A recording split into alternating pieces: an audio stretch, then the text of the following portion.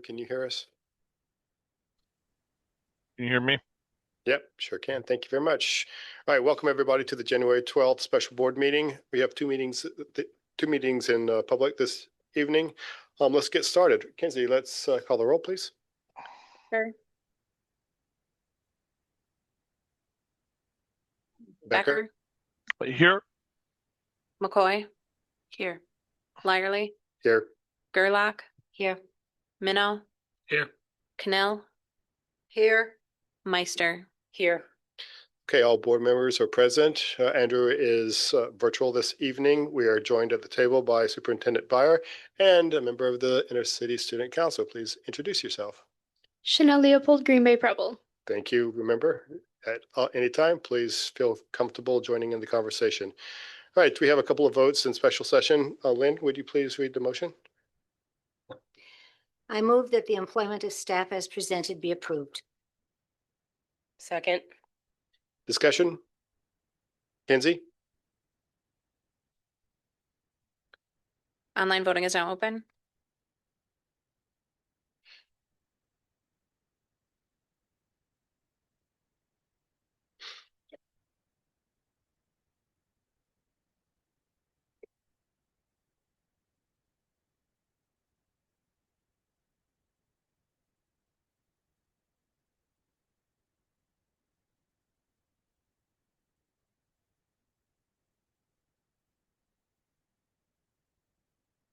It's you and Andrew. Andrew, are you able to vote online?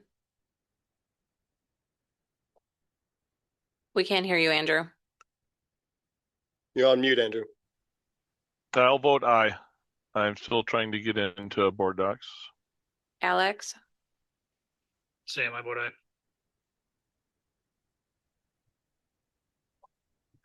All votes have been entered and the motion is carried with all board members voting in favor. Before we continue to the next agenda item, we've been joined by another member of the Intercity Student Council. Would you introduce yourself? Hi, I'm Miranda. I attend John Dewey and I'm a sophomore and a member of the ICSE board. Welcome. Thank you. Next agenda item 2B. Lynn? I move that the resignation of staff as presented be approved.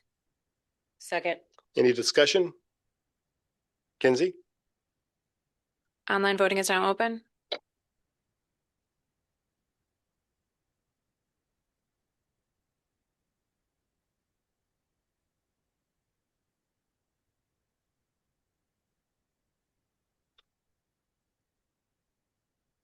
Minnow. Abstain.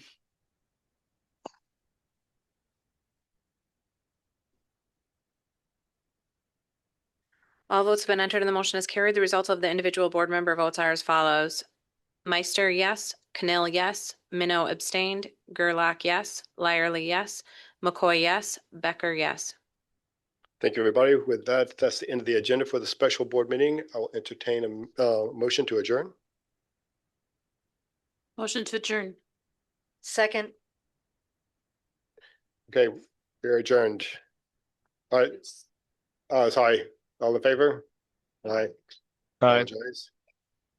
All right, we're adjourned. We're going to move on to the next meeting of the evening. And that is the work session.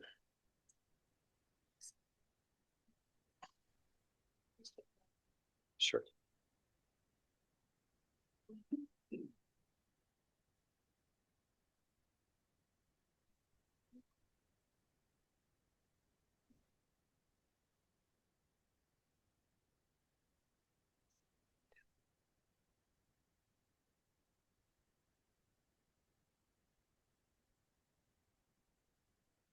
Thank you.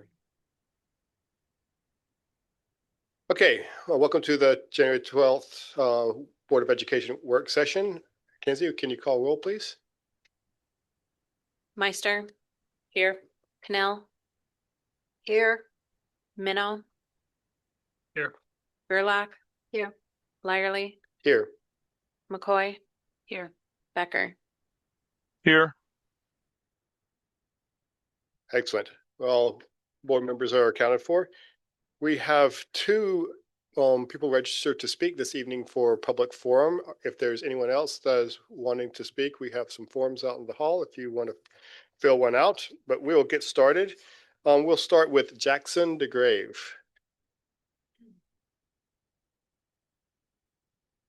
Remember to come out, say your street address, and you have 5 minutes.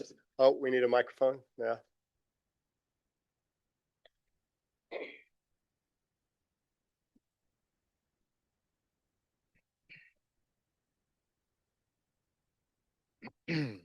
Hi, I'm Jackson DeGrave. I live at 1055 South Northview Road, Green Bay, Wisconsin.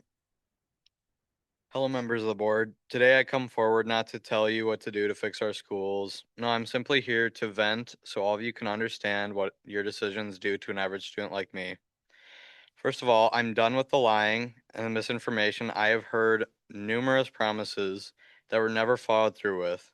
I've been told that esports would be getting more funding so that we can do better.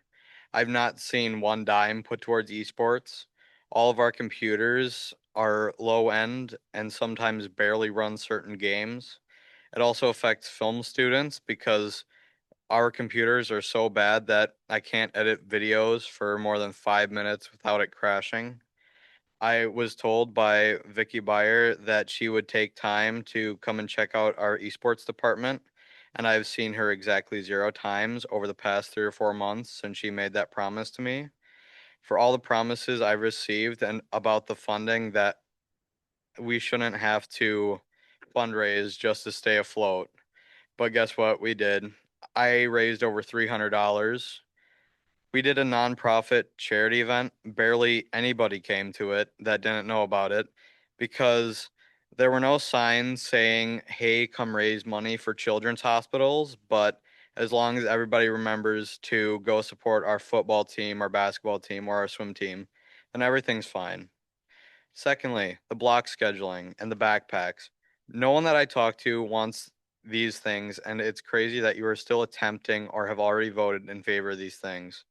But I don't even know anymore what's going on with these decisions because I just am not informed. It wouldn't be the biggest deal if they weren't going to affect my life for the next 2 years, but guess what? It does. I heard from someone who shall remain nameless that at a committee meeting to decide on half-hour lunches, there were kids there who said they didn't care about half-hour lunches as long as they could get done with school earlier. But how many kids were there? How many of those kids were seniors who left school every day during lunch? And how many of those kids sit alone at lunch? ELA class talks about misleading statistics as a bad thing, but can it really be a bad thing if the school board does it? Third, I'm fed up. I'm truly fed up on this backpack in the locker ordeal. To anyone who wants to vote yes to this, do you carry a bag around work every day? Do you have a locker on the other side of the building where you are required to keep all of your stuff? Just think about that. I'm so infuriated with how little care is put towards students and how much is put towards looking better as a school district. It's gotten to the point where me and many other students are discussing homeschooling and or switching school districts. Many students that I know hate Preble, and I can assume that it's the same way about other schools hating their own schools. None of the students are happy with block scheduling. None of us asked for it. None of us cared to spend an hour and 40 minutes in one class. I genuinely want to hear how this will help us get done with school faster. We still have to spend 5 days a week, 180 days a year, and 12 years throughout all of school. So if we have to do this for the same amount of time, can we at least take time to think about the students who have to go through this? We are not just cattle used to get the school district money. We have rights. My final point is I'm scared. I'm scared to go to school every day because the clear backpacks are a reminder that no one can be trusted. I'm scared to go to class because scanning in means that I'm not trusted to be where I'm meant to be. I'm scared to go at lunch because you are getting rid of open campus lunch, which means nobody is trusted to leave the building. I'm scared to go to lunch next year because the reduced time means none of the students are trusted to be at lunch for more than a half hour. And finally, I'm scared for when my little cousin gets to middle school and high school. He's the same way that I was in elementary school, and I'm scared for the bullying he could receive in middle school. And I'm scared for all of the more safety protocols than there are now.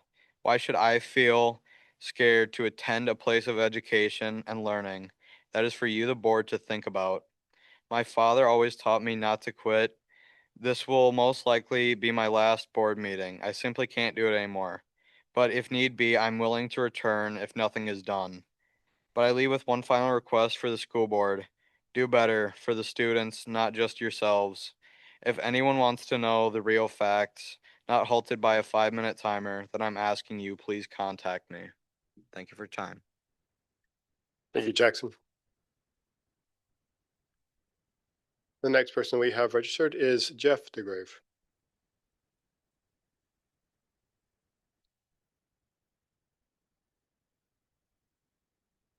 My name is Jeff DeGrave. I live at 1055 South Northview Road.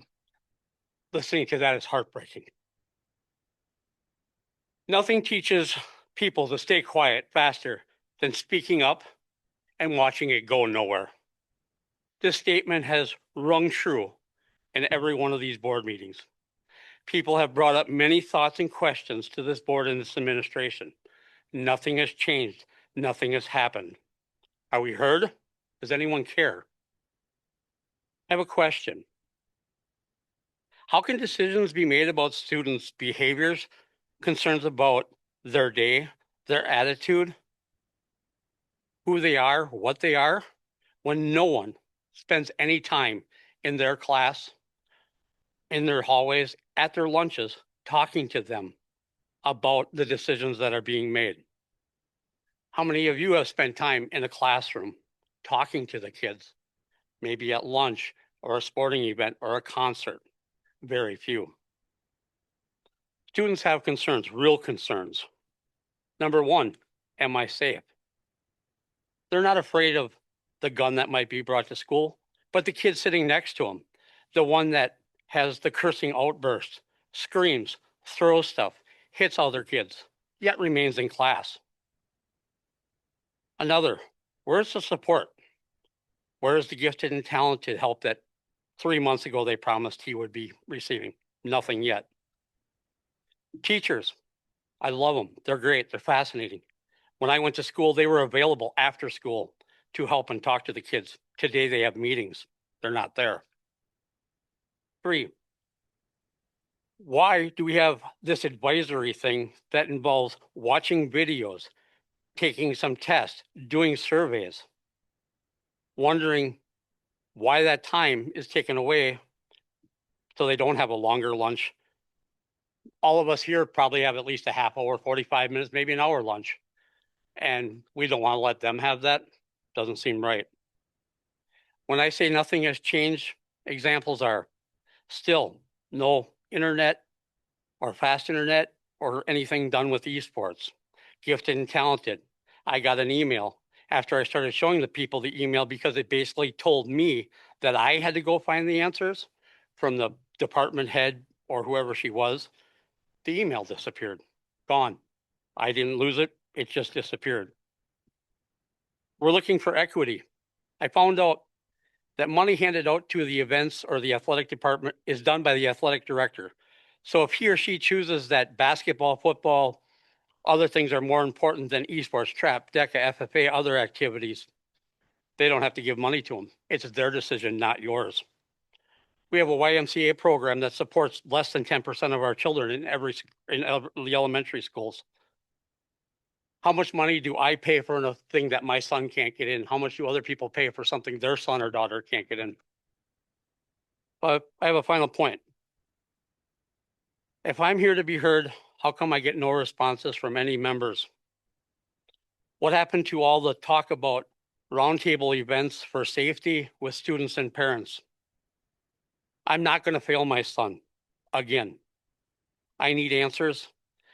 I talk to parents, and all the response I get from parents is, I can't wait for my son or daughter to be finished with school.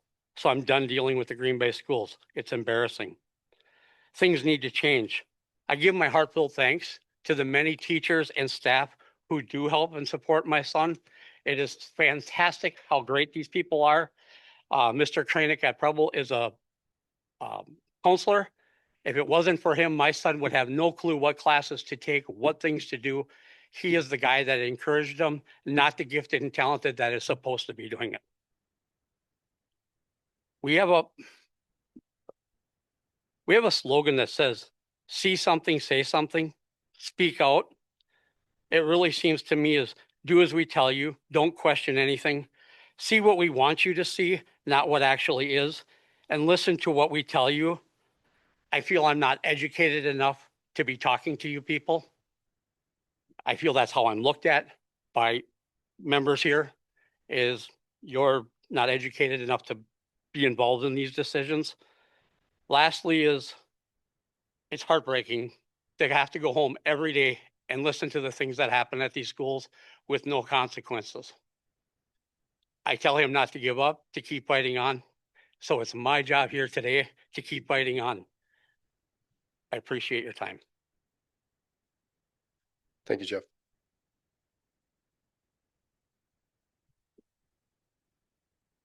Okay. With that, we're going to move on to Section 3, strategic planning. I'm going to turn it over to Superintendent Byard to lead us through the strategic planning update related to academic excellence, unless David has made it. Nope, I've got it. Thank you so much. Come on up, team. We are going to present today on the, as you mentioned, academic excellence update with an emphasis on collaboration throughout the system. What they're going to demonstrate today is the collaboration that shows a commitment at the classroom level, specific to our goals, building teacher capacity to become the leaders. And we're really excited to have this team here today for the board. Hi, I'm Angela Combe. I'm the Director of Curriculum. I'm Dan Sloy. I'm the Director of Secondary Leadership. Andrea Huggett, sixth grade math teacher at Edison Middle School and math department chair. And I'm Brendan Whitfield, the proud principal of Edison Middle School.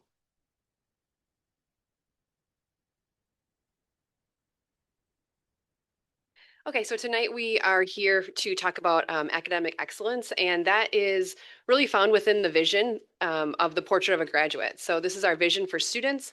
We want to ensure that we're seeing students demonstrating intellectual growth and achieving their highest potential in their endeavors. We know that the number one factor in helping students achieve this vision is high quality, engaging instruction delivered from teachers who are talented, skilled, and dedicated to our students. Tonight, the agenda that we're going to follow tonight is first, we're going to look at the academic excellence overview. We're going to discuss our instructional vision, shifts in data, strategic goals and actions and focus, and then we'll talk about our next steps that we'll be taking. As we've talked about in our previous academic excellence sessions, we have some strategic goals that we are working toward for October of 2030. Tonight, our focus again is on high quality, engaging instruction. And we believe that when that occurs in classrooms, that we'll be able to see a positive impact in all of the goals on the screen. So tonight we won't be focusing on just one or two of them. It's really about having this across the board in all of our classrooms so that it affects all of the goals that you see on the screen. In order to do that, because those are ambitious goals, we have a set of strategic actions that we're working toward this year. All 5 of the strategic actions in academic excellence are on track right now. Those actions are going to be continued throughout the year, though. Many of them aren't really going to come to a complete stop, but instead they'll continue throughout the entire year and probably into next year as we hopefully find success in these areas.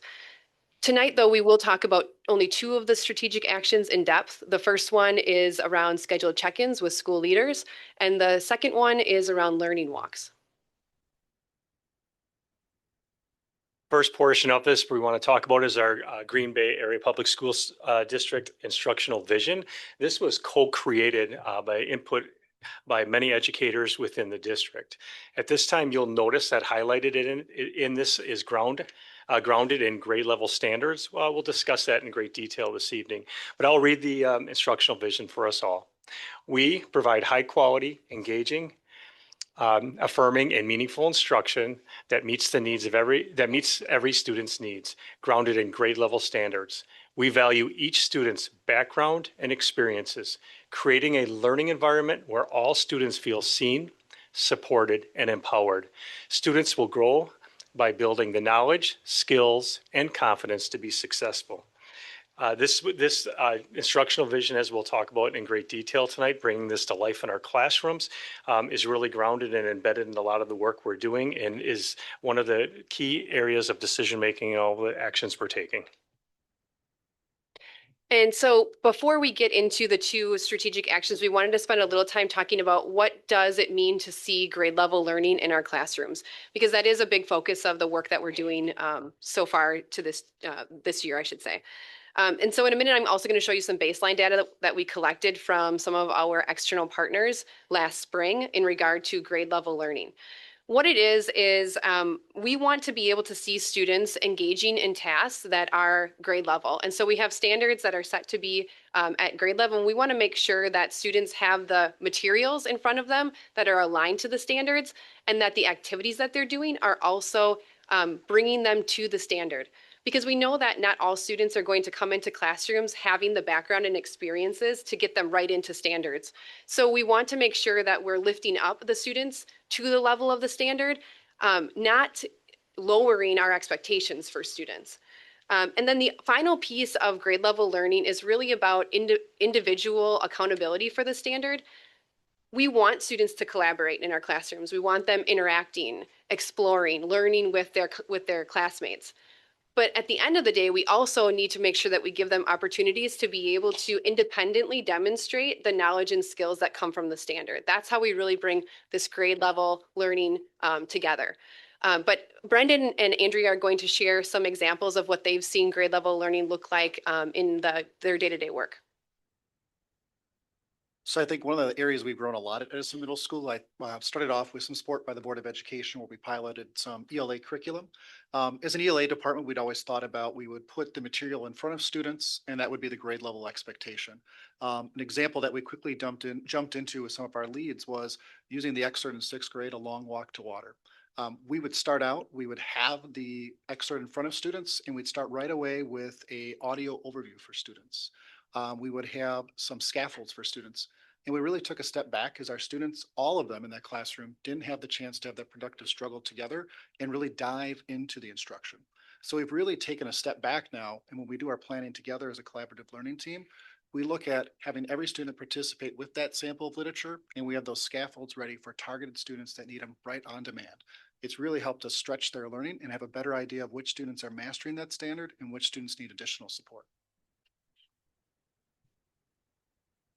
And speaking for math, we have great high quality curriculum that you guys approve for us, and we've really enjoyed it. But we kind of over scaffolded at the start. It was a very text heavy curriculum, and a lot of the times we would inadvertently steal the struggle from the kids. Like we would, have annotating strategies that we would provide for them, and they wouldn't need that scaffold. So as we worked through our lessons and looked at what the students need, we decided as CLTs and teachers what strategies we might want to use, reading strategies we might teach for some kids, and again, providing it for some students, but not all of them, because we didn't want to oversimplify it for them. And that one of the words I picked up on when Andrea was speaking was the word inadvertently. And I think that that's something that's really important to remember as we think about grade level learning, because no teacher wants to take away opportunities for students to have grade level learning. Our teachers in Green Bay are skilled, they're talented, they want students to experience grade level learning. But sometimes with the best intentions, inadvertently, because we're trying to help students lift them up to the standard, sometimes we do things for students that we should check to see if they can do on their own first. And so that's where this is not something that is unlike any other districts within the United States. So there's studies that have been done. One that we reference a lot, we've worked in department chair meetings reading about an opportunity myth. This research is called. And it's based on the idea that most students in the United States do not have opportunities to engage with grade level assignments. And so again, it's not something that is happening intentionally by our students, or by our teachers. It's something that we all have to work together on to understand, why is it happening? Are the materials aligned to standards? Are we offering scaffolds only as needed? And do we understand the standards at a depth that's going to allow us to be able to really support students? And so Dan's going to talk to us about our strategic actions. And really, these strategic actions are the opportunity that we have now to be able to have the discussions that we are now engaging in to really talk about how can we ensure grade level learning in our classrooms. Thanks, Angie. One of the strategic actions we'd like to really highlight this evening is really the cadence of learning that happens. And a lot of this professional learning is embedded in our classrooms and embedded in our work. During the month, week one, Brendan and myself, the leadership teams, meet with the principals on a one-on-one basis, a coaching opportunity. It's an opportunity to talk about their school success plans, which they have created with a lot of feedback from their success teams, which has many members from their building on them. So we talk about that one-on-one. We talk about how we can support their bringing that success plan to life. The second week, we do learning walks. So together with principals, leadership will go into classrooms that they have identified, that we just want to go in and look for some trends and see how we can learn together to see what's happening and look for that, once again, that instructional vision coming to life, where those grade level standards students are being lifted up to those grade level standards, and how can we learn together to better support our great teachers in the classroom and give them what they need to be successful. And then the third week, we have two things that happen. Third week, we have our district leading for learning sessions, where all of our instructional leaders, that's our associate principals and principals, come together to really do that learning and together. And then on the opposite month, every other month, that third week, we go into classrooms as a whole group, really doing that learning together. And all this, once again, is connected to student learning, grade level tasks, that high quality instructional material implementation. And then week four, it's that flexible time. Some principals might need some different supports in their building, or sometimes when we have to make up some of these because of unforeseen circumstances. I think Brendan wanted to say a few words about this as well. Yeah, so I think this cadence has been really critical to success for Edison Middle School. So Dan and I are able to talk about kind of what I'm seeing with my leadership team at Edison Middle School, which isn't just the administrators, it's our entire leadership team, including about 12 teachers on the school. And so it's been great to have that thinking partner. An example that comes to mind is, as educators, we've used our state standards for years, and they were there when we all went to teacher college and when we became teachers. We took a step back at Edison Middle School. We really wanted to dive into them and really think about, what is it that the action or the verb that is asking our students to do? I thought we were a little further ahead as a school, and I got some good feedback from our SAIL team members that we need to take a step back and work with our departments further. So that's where, talking with Dan and teaching and learning some of those departments, we're able to get those resources to kind of get that in-time learning for our staff that was critical for their success. Kind of without this cadence, I felt like sometimes we would be a little bit lost in the fog. This has consistent check-ins, and I'm able to talk with Mr. Slowey and other people from the district office right with our continual school improvement plan that is led by our staff. For example, March 12th, we'll be writing the next 100 days, and it'll be somewhere right here in the building, and Mrs. Huggett and other staff will be putting those together. So it's been critical to keep those success going here at Edison Middle School. This next slide just shows some of the strategic action learning walks that we've done together. And once again, it's about bringing that vision to life and us all learning. This is our instructional leaders coming together. You'll notice that in October, we went to 4 different schools, 2 at the elementary and 2 at the secondary. We visited together 41 classrooms, and we had 73 participants. In December, we went to 4 schools as well, and we had 26 classrooms that we went into, and we had 82 participants. And this has been really advantageous to us to have those conversations after each classroom visit, to really look at where are we seeing this instructional vision come to life, and how can we continue to support our buildings and our teachers.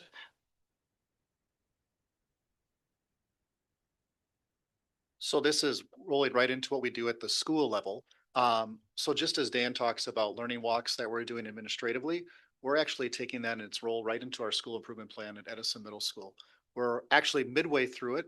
So our school improvement team, our SAIL team, did some of those learning walks to learn from each other. We would huddle after we'd go through, see kind of what we're seeing in the classroom. And actually, we're working with our department chairs and our school improvement team members on Wednesday. We're facilitating that learning experience for all of our staff. We do it at Edison by neighborhoods because we have 5 stories. We're a relatively large system. And we're going to do a facilitated learning walk where we have a benign video clip that's outside of Edison Middle School where we can take kind of a low risk, high reward moment where we can talk through some of those things that we're seeing and how it aligns to what we're looking for in our instructional vision. Not everyone might know you mean by SAIL.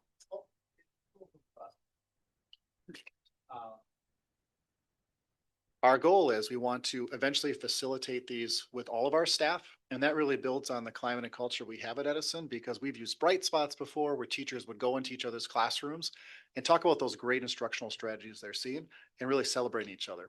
Edison Middle School, our staff works incredibly hard and they like to celebrate each other really well. So it kind of ties in really well with kind of the cadence of what we're doing as a district. What I like most about this process is that it allows us as teachers to have a lot of say in where we are going to take the next steps for our students, because it doesn't feel like a very top-down approach. It feels like they're doing the learning and the work alongside of us, and we're given the time, we're given the space to kind of air what we need and spend time learning about those things that they might not be a big shift for what our building has been doing, but those kind of like micro moves that have a big impact on what our students need.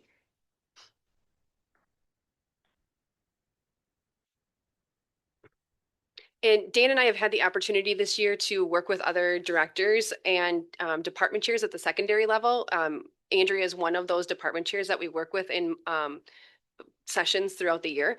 And this embedded professional learning has really taught us a couple of key pieces, and they relate to our strategic actions because we're hearing other teachers share the things that Andrea shared tonight about the opportunities to be able to talk more about what is high quality engaging instruction in classrooms, what does grade level look like, and to be able to really all of us to be supported, right? For me to join Andrea's classroom and to be a thinking partner and teammates across district office to be able to be in classrooms and partner with teachers and school leaders. And so these conversations we're having are really important conversations to have. With that said, there's many teachers who are telling us these things, and we gathered some feedback from teacher leaders, department chairs in particular. And on the screen, there is a teacher reflection. I'm just going to pause for a minute and ask you to take 30 seconds to read this reflection.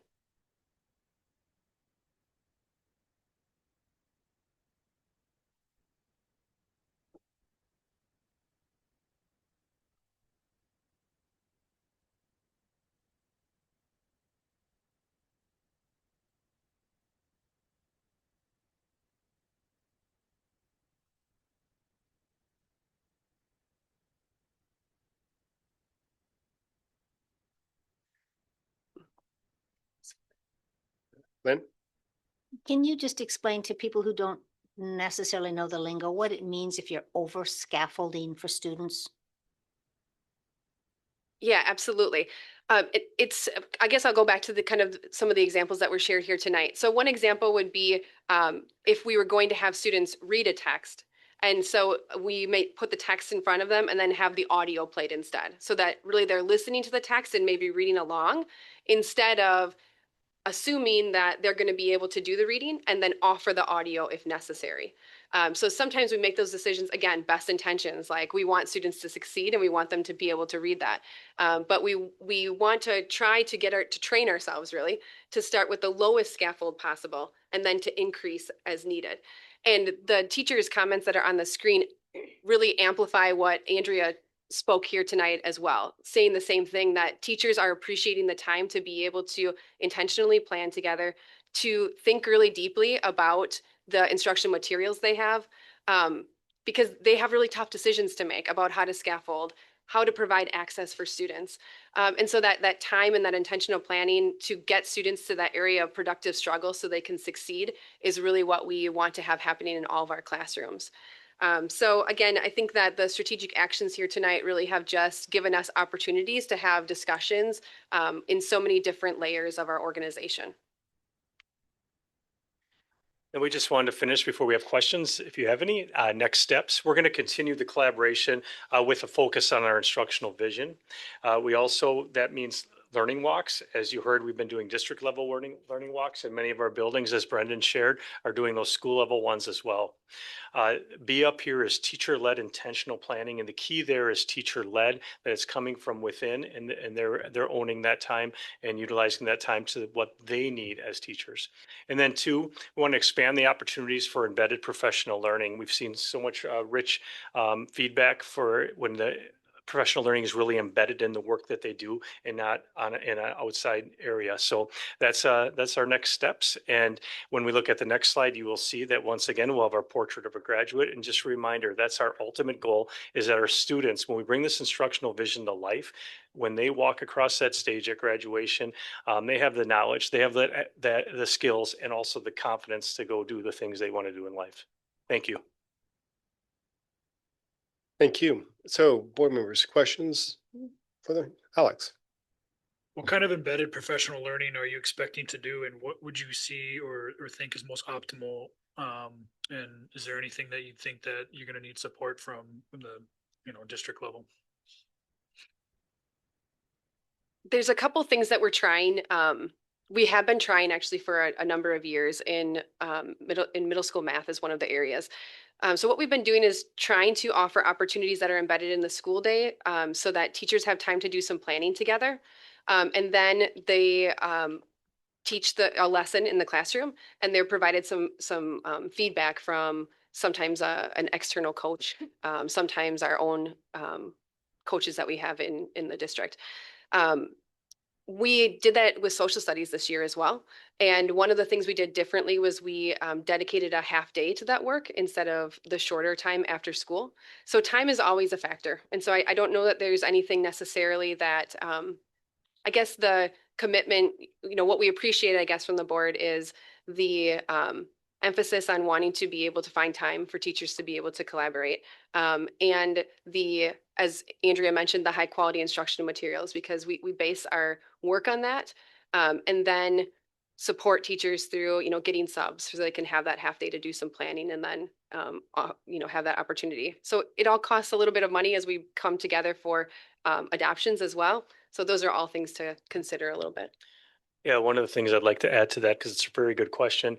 One of our middle schools, much like Edison, getting teachers in each other's classroom, what they're doing is they're going in and doing these learning walks in each other's classroom, and then they're huddling outside of that time and really talking about what they witnessed, what they saw, and what they can learn from each other, and then give each other feedback to support those classrooms with those strategies that they talk about.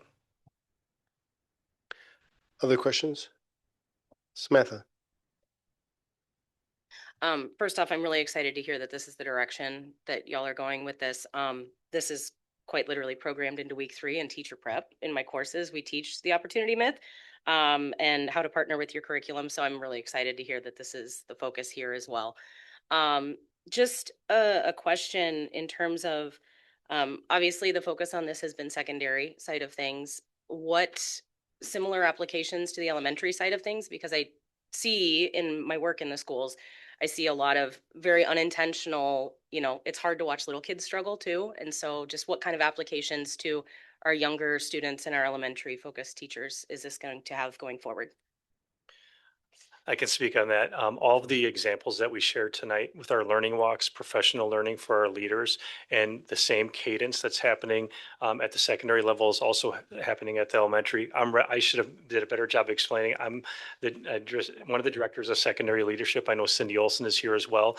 Jessica and Shana are also doing all this at the elementary and having the same cadence with them. So thank you for that question.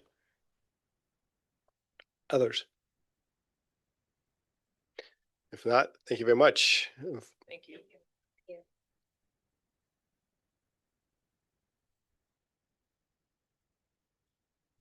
All right, we're going to move on to second 4 of the agenda. That's the education.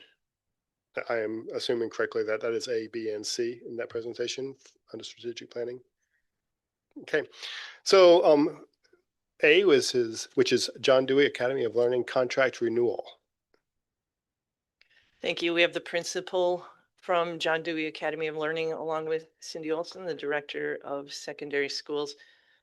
This is the 5-year contract period for JDAL to be renewed, and Jen is going to share with us the recommendation for changes. I'll just reference the memo. We're just used to talking. I'll just reference the memo that came out. I'm sorry, Jenny Wasenberg. Sorry. Jenny Wassenberg, principal at John Dewey. Cindy Olson, Director of Secondary Schools. Thank you. Sorry about that. So just referencing the memo that came out, we had some changes that were made within the contract itself in relationship to repetitive language that was in the contract, and then also making sure that we were better aligned with the best practices in project-based learning. So those are the changes that you see within the contract itself. Are there any board questions? Lynn? Maybe it's just me, but I didn't see any redlining. Yeah, I didn't either. So it's called red line, but there is no redlining.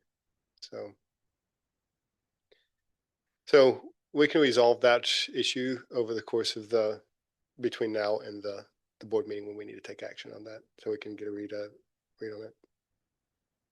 Any other questions? All right, thank you. Thanks. Next is 4B, Head Start Self-Assessment. Rachel De La Cruz is here to represent the Head Start programming.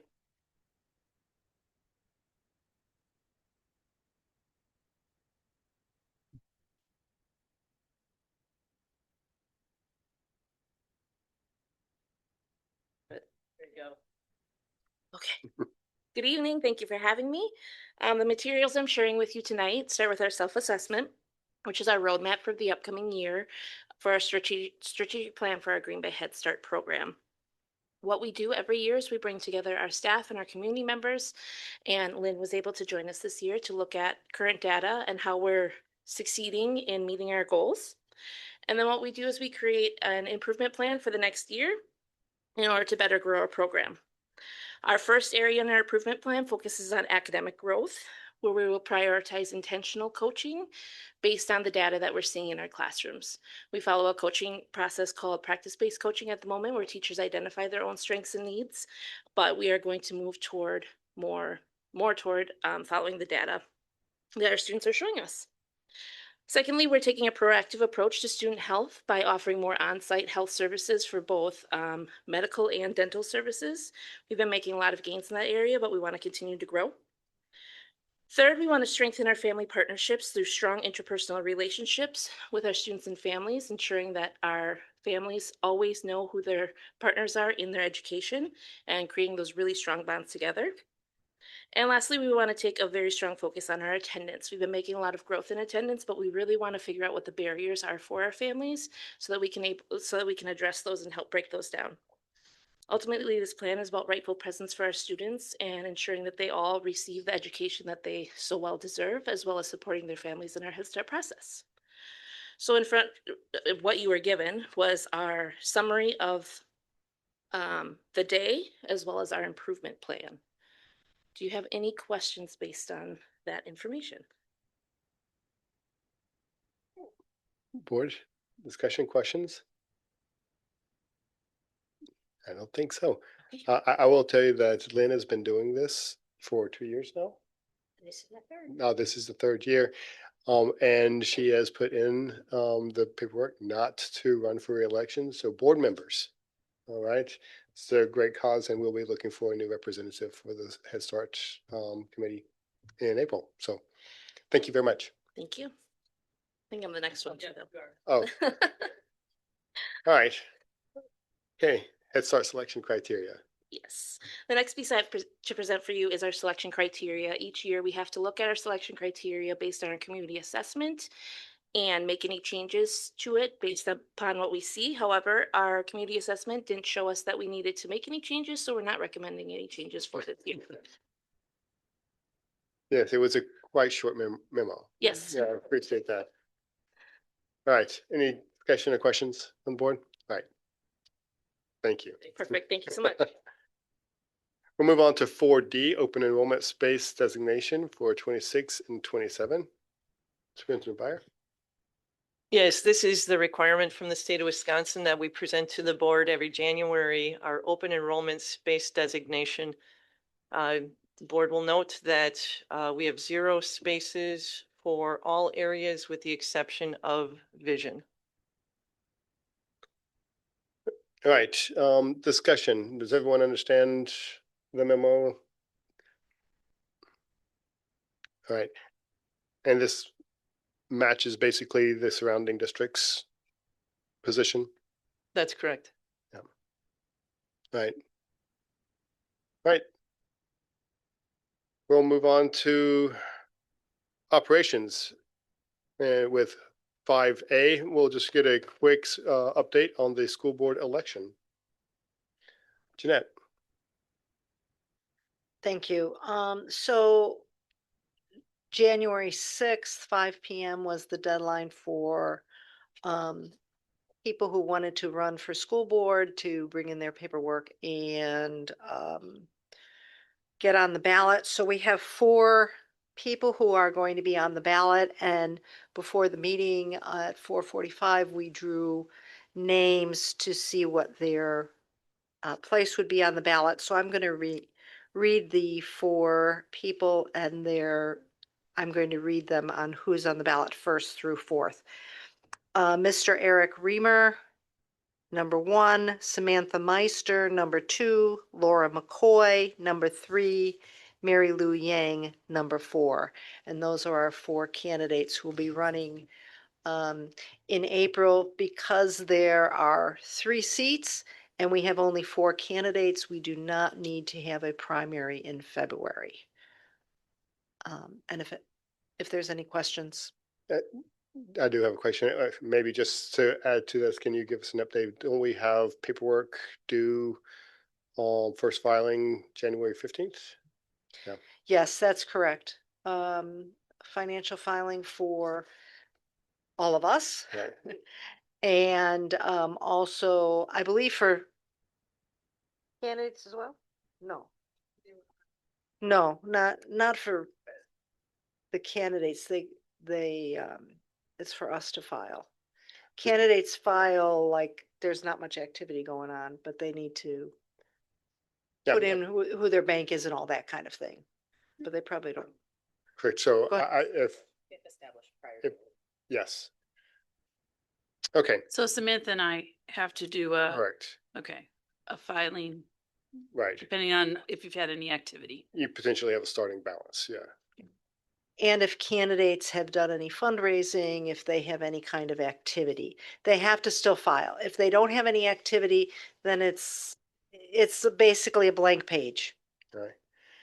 I just I would recommend all candidates feel very comfortable reaching out to the clerk, navigating any of the questions. We'll do our best to make sure that you get accurate information in a timely fashion for everybody. Right?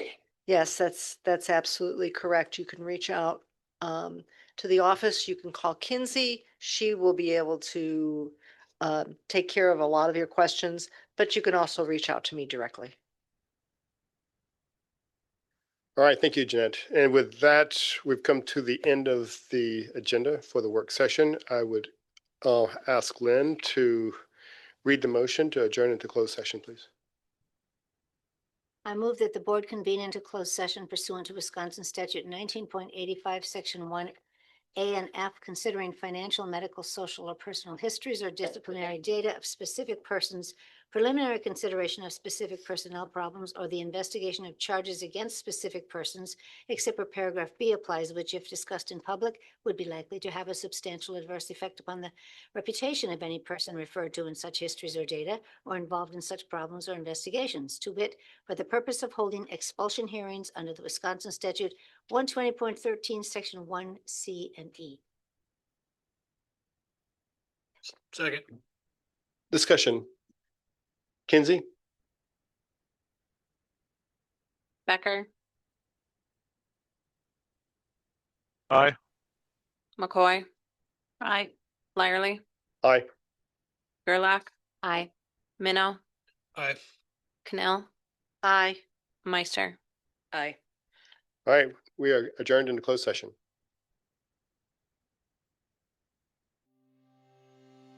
You have been watching the Green Bay Area Public School District's Board of Education meeting. Please visit the school district's website, www.gbaps.org, for more information on the district and future meeting dates. If you cannot fully access the information on this video, please let us know the accessibility issue you are having by calling 920-448-2025 or by email at communications@gbaps.org. We will try to provide the information to you in an alternative format and/or make the necessary improvements to make the information accessible.